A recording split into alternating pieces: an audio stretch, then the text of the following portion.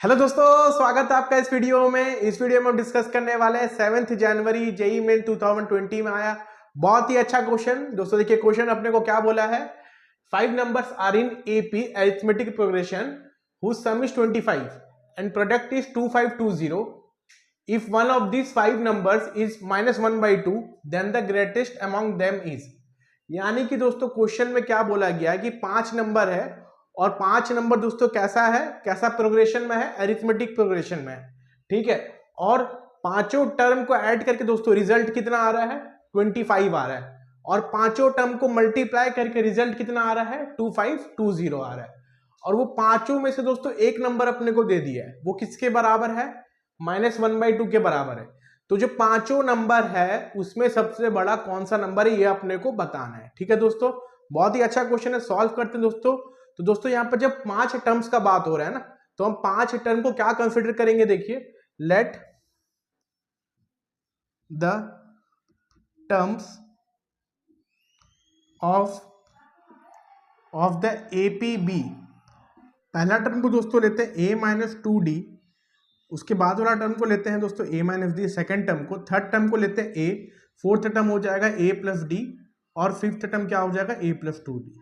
ठीक है, तो दोस्तों d हमारा यहाँ पर कॉमन डिफरेंस है। और दोस्तों ऐसा कंसिडर करने से फायदा क्या होगा कि जब ऐड करेंगे तो सारा d कैंसिल हो जाएगा। ठीक है, तो ये 5 टर्म्स हम AP का कंसिडर किए। ठीक है, पहला टर्म जिसमें क्या है a-2d, फिर a-d, a+d, a+2d। तो पांचों को दोस्तों ऐड करेंगे तो कितना रिजल्ट आएगा, 25। पांचों को ऐड करेंगे दोस्तों, देखिए तो ये 2d, d और 2d ये कैंसिल हो जाएगा, 5a बचेगा दोस्तों। ठीक है, तो 5a किसके बराबर आएगा, 25 के बराबर। तो यहाँ पर दोस्तों a अपना कितना आ जाएगा, 5 के बराबर। ठीक है दोस्तों, तो यहां से अपने को a का इंफॉर्मेशन मिल गया कि जो a है, a किसके बराबर है दोस्तों, 5 के बराबर है। ठीक है, यानी कि यहाँ पर जो थर्ड टर्म है दोस्तों वो 5 के बराबर है। ठीक है, अब दोस्तों क्वेश्चन में क्या बोला है, पांचों को मल्टीप्लाई करेंगे तो रिजल्ट आएगा 2520। ठीक है, तो पांचों को मल्टीप्लाई करते हैं दोस्तों, a-2d into a-d into a, फिर into a+d into a+2d equal to कितना, 2520। ठीक है दोस्तों, इसको सॉल्व करते हैं। फिर ये और ये दोस्तों हो जाएगा a² - 4d²। ठीक है, वैसे a-d इंटू a+d ये हो जाएगा a² - d²। और एक दोस्तों यहाँ पर a बचा इक्वल टू 2520। ठीक है, a का वैल्यू दोस्तों 5 आया था, तो a² हो जाएगा 25, तो ये हो जाएगा 25 - 4d² into 25 - d² equals to 2520 by a ना, ये a यहाँ पर डिवाइड हो जाएगा। ठीक है, a डिवाइड हो जाएगा, तो a क्या है, 5 है, तो डिवाइड हो जाएगा, तो यहाँ पर हम 5 डिवाइड कर सकते हैं। तो दोस्तों कितना हो जाएगा, देखिए फिर ये हो जाएगा 25 into 25 625 minus 25d² minus 100d² plus 4d⁴ equal to ये हो जाएगा दोस्तों 5504 के बराबर। ठीक है, ऐसा कुछ आएगा। थोड़ा सा दोस्तों इसको अरेंज करते हैं, कितना हो जाएगा, देखिए ये हो जाएगा 4d⁴ माइनस 125d²।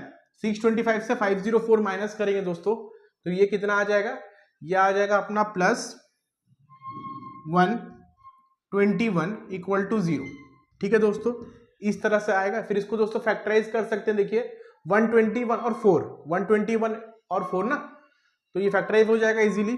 तो ये 4d⁴ minus 4d² minus 121d² plus 121 equal to 0। यहाँ पे दोस्तों 4d² कॉमन जाएगा, यहाँ क्या बचेगा, यहाँ बचेगा d² माइनस 1, यहाँ से माइनस 121 कॉमन जाएगा, यहाँ बचेगा d² माइनस 1 इक्वल टू 0। ठीक है, फिर दोस्तों यहाँ से रिजल्ट क्या आएगा, देखिए 4d² माइनस 121 इक्वल टू 0 और d² माइनस 1 इक्वल टू 0।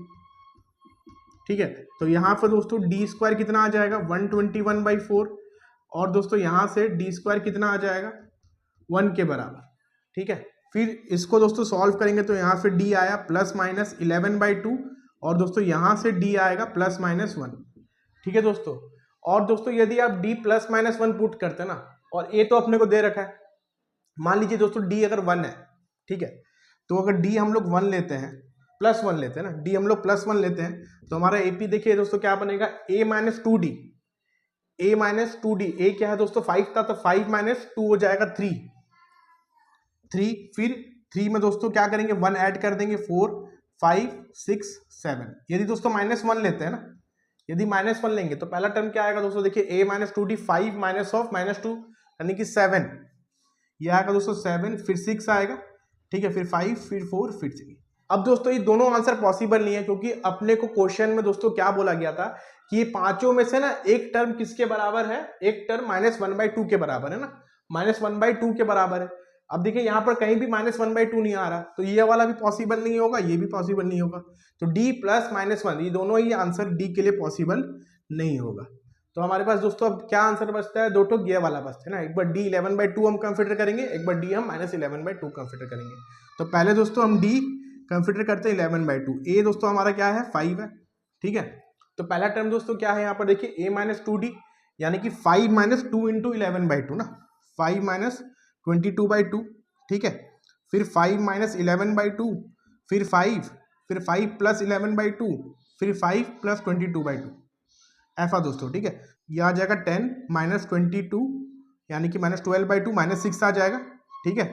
यह आ जाएगा -1/2, ये 5, ठीक है, 10 प्लस 11 ये हो जाएगा 21/2, ये हो जाएगा दोस्तों 5 इंटू 2 10, 10 प्लस 20 32/2 16 आ जाएगा, ठीक है। तो ये आंसर आएगा दोस्तों।